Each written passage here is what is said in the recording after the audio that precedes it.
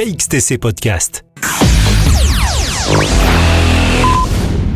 Dans le cadre des Journées européennes du patrimoine, aura lieu au domaine d'Orvez, à la Valette du Var, dans le Var, le samedi 17 et dimanche 18 septembre 2022, la visite commentée de ce jardin remarquable.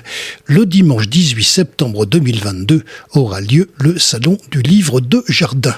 Nous avons demandé à Claire Simonin, organisatrice, des renseignements complémentaires sur cette manifestation. Le domaine d'Orvez, c'est 8 hectares en restanque, une bassine provençale de la fin du XVIIe.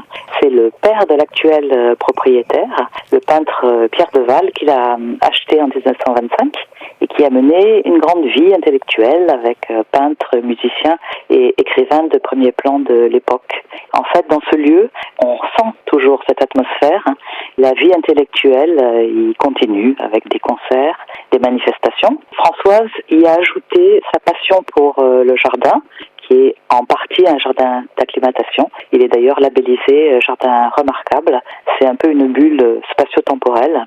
Pour cette 8e édition du salon, nous recevons comme toujours une quinzaine d'auteurs.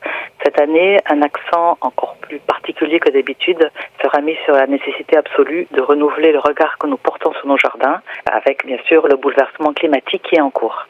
Pour les amateurs, je citerai juste quelques noms afin de vous donner idée de la qualité des intervenants. Yves-Marie Alain, Arnaud Maurière, Pierre Nesman ou Blaise Leclerc. À ma connaissance, c'est à ce jour du moins le seul salon du livre de jardin en France, et je ne sais pas si tout le monde mesure la chance que représente le fait d'avoir cette possibilité de s'entretenir librement une journée durant avec des auteurs de cette envergure qui sont installés là, devant vous, à leur table, devant la Bastide, dans ce cadre exceptionnel, et de les écouter lors des 6 petites conférences qui vont s'enchaîner. Les auteurs, vous avez des paysagistes qui prônent le retour à la terre, à la nature, au vivant, au sensible, ce dont la profession n'aurait jamais dû s'écarter. Des concepteurs de jardin, avec en particulier les paysages méditerranéens pour inspiration. Des historiens de jardin qui insistent sur l'importance du regard porté sur ces jardins.